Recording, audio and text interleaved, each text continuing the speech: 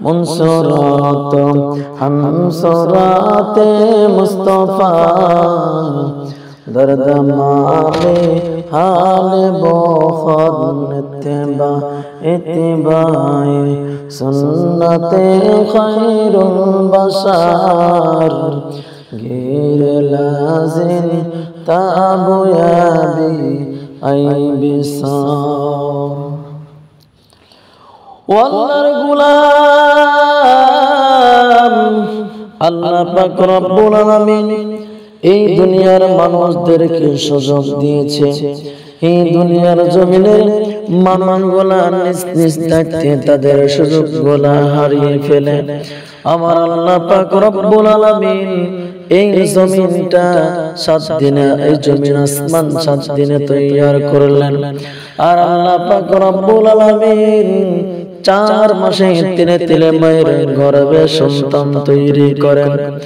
10 মাস 10 দিন বা 9 মাস 9.5 মাস পরে দুনিয়ার জমিনে আসে।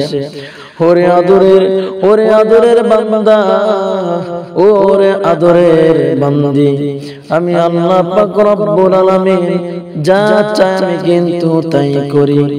আমি আল্লাহ পাক রব্বুল আলামিন এত সুন্দর করিয়া আমি তোকে তৈয়ার করলাম, আমাকে চিনলি না রে বান্দা বান্দিরা। কিয়ামতের মুসিবতের দিন তোমরা যদি চাও আল্লাহ আমাকে বাঁচাও, তোমাদের কিন্তু বাঁচাইতে পারবো না। যদি বদামল থাকে বাঁচাইতে পারবো না। আমি আল্লাহ বলে দিয়েছি জাহান্নামে নেব। আর যদি নেক আমল হয়ে যায় তোমাদের আমলের কারণে আমি কিয়ামতের ময়দানে জান্নাতে পৌঁছে দিব। আল্লাহর নবী একজন সাহাবী ছিলেন। আল্লাহর নবীর একজন সাহাবী ছিলেন হযরতে বেলাল। কালো কুৎসিত একজন মানুষ ছিল। এই কালো কুৎসিত একজন মানুষ ছিল। এই মানুষ কিন্তু আমল করত। দাঁতটা লম্বা ছিল, সাদা ছিল, ঠোঁট দুইটা মোটা ছিল। কোন মেয়েরা বেলালের সাথে বিবাহ বসতে চায়নি। চেহারাটাও তেমন ভালো ছিল না, কাটিংটা তেমন ভালো ছিল না।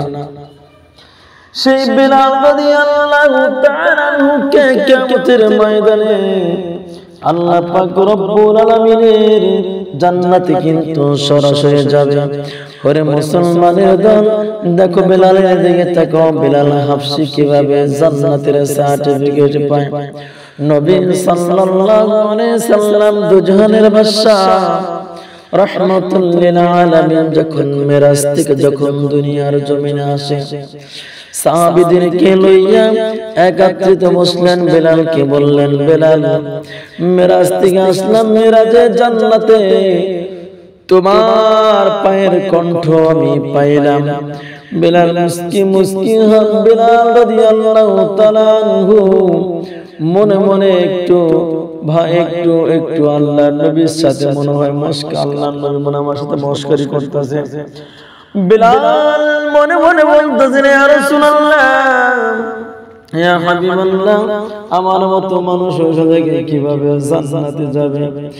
বেলালকে বললেন, বেলাল রে, সত্যি তোর জান্নাতের, তোর পায়ের ছাপ, তোর পায়ের কণ্ঠ জান্নাতের ভিতরে আমি পেয়েছি। বেলাল কি আমল করস রে বেলাল? তুই একটু বলে দে বেলাল, কত সুন্দর আমল করস। আল্লাহ রাসূল সাল্লাল্লাহু আলাইহি সাল্লামকে বেলাল বলল, ইয়া রাসূলুল্লাহ, ইয়া হাবিবাল্লাহ, আমার তেমন কিছু আমল নাই।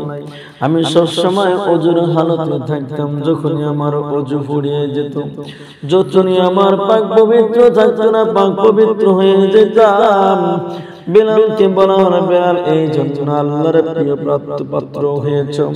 এই জন্য আল্লাহ পাক রব্বুল আলামিন তোমাকে আল্লাহ পাক রব্বুল আলামিন কবুল করে নিয়েছে।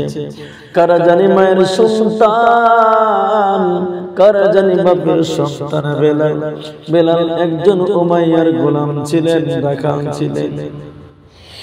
ওরে আল্লাহর গোলাম, নবীর উম্মতের দল, ভালো করে জেনে নাও, ভালো করে বুঝে নাও। জান্নাত কামাই করতে টাকা লাগে না, পয়সা লাগে না। জান্নাত কামাই করতে নেক আমল লাগে আল্লাহ আল্লাহ রাসূলের তরিকা এবং হুকুম মতো চলতে হয় সুন্দরভাবে ইবাদত বندگی করতে হয় হুকুমগুলো সুন্দরভাবে পালন করো আল্লাহ তাআলা কবুল করবে ইয়া রাসূলুল্লাহ ইয়া হাবিবাল্লাহ আমাদেরকে কিছু আমল শিখিয়ে দিন আমাদেরকে কিছু ভালো ভালো আমল শিক্ষা দিন